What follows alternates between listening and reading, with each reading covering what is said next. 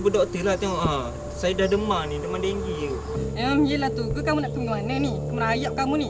Tak mak, saya ni klinik mak. Saya dah habis demam ni. Mak nak cuba pakai tapi mak tak nak kemas mak. Dah mak kan kerja Faruk, balik lewat. Mak mengharapkan kamu lah yang kemaskan rumah ni. Patutnya mak yang kemas. Dan kamu je satu-satunya anak mak. Mak lah yang mengharapkan kamu. Saya tak sihat mak. Saya betul-betul tak sihat mak. Kamu tu demam je. Buktikan pada mak. Ya mak.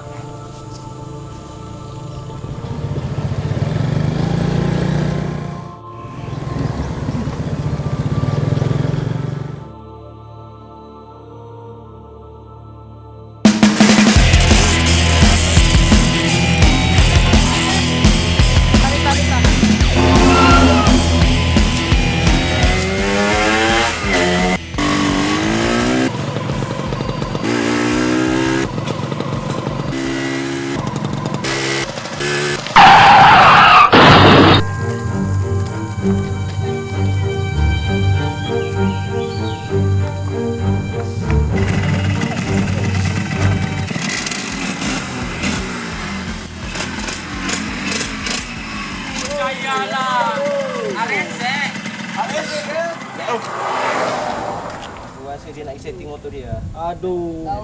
Bagi laju. Badan besar motor jadi nak pergi. Garas malah ni. Aduh. Motor ini aku tak patut depan. Kau nak bawa duri Motor ini lagi.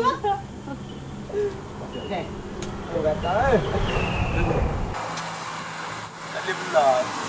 Sebab apa sekarang ni Dewi Nasib macam mana? Macam tergaru. Tahu bro.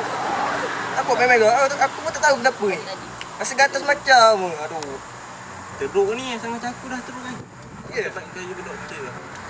Tengok nanti macam mana. Panas rasa ni. Kau tak pergi jumpa doktor ke? Tak ah. Tuan lepak dulu sini nanti. Pergi lah kalau ada masa. Bro ni aku ada. Pegang jap. Apa ni bro? Sekejap aku pegang. Okey. Aku dah ajak bro. Okey. Aku lalah. Okey, gerak. Okey.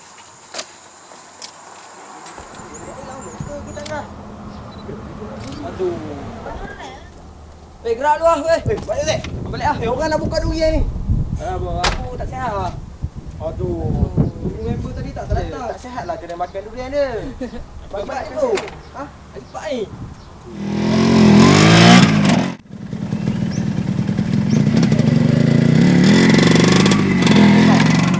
Aku taruh satu untuk kau. Masih. Bro, lu nampak ah budak ada sebelah bawah ni. Ha? Budak mana? Ada budak ada sebelah bawah yang bagi barang ni kat aku. Kau seorang dulu aku tahu tadi. Ya. Ha. Dan ni pasal apa? Mana kau tu cuba buka tengok ada apa. Ada buka bro. Siap ni. Bro. Besok. Tu pengetahuan kau dia. Dah lama tak ada dia. Lah, ya ke? Ya. Ya Allah, dah meninggal dunia.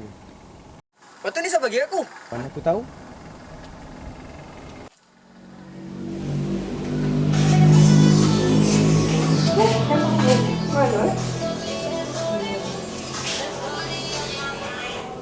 Hello?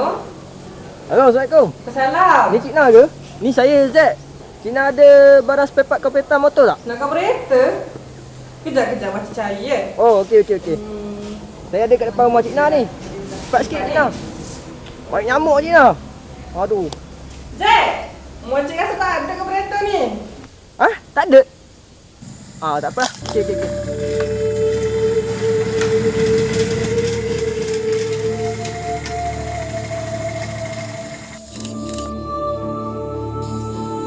Ya Allah Faruk.